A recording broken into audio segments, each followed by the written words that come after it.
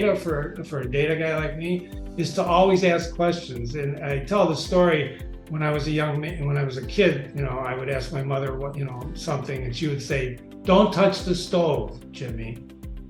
And I go, "Why?" And she said, because you'll burn yourself. And I said, "Why?" And she said, "Because the stove is hot." And I'd keep asking why until she said, "Because I said so." And then, you run away because she's got her arm up and she's going to whack you. The point of asking questions is, for example, when we looked at this data set, one of the first obvious questions is, why was one course taken more often than another? Which it's going to be in any data set you look at, it's going to be like that.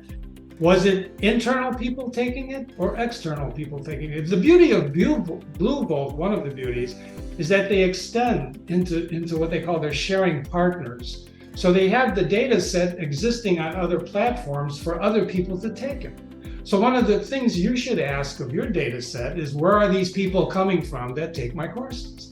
And in this case, was it internal? Was it external? Was it the people who are taking this course? Why are they taking this course?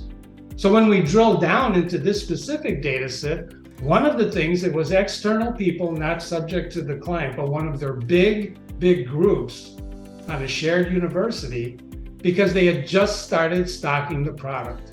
Well, that's great, because that was a tip off to the regional manager to go and start holding sessions either on Zoom or in person to reinforce that learning.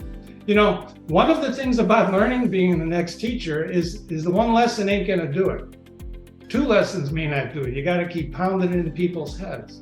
So that's the beauty of a system like this, where you get the clue in order to keep pounding it into the person's head on what you do. Another question is, why did X take the most and Y took the least? And you could do this by sorting the data set.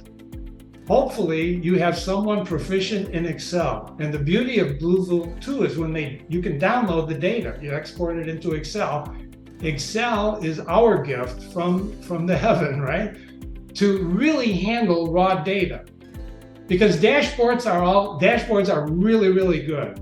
But until you get behind that dashboard and start looking at that raw data yourself, because the dashboard will only report what the dashboard has been programmed to report. It will not give you that person in the lighting company that I told you, you're not going to know she was the lead set designer for the House of Cards, because it's not on the dashboard requirements. So it's very important to look at behind the scenes and looking at the raw data itself.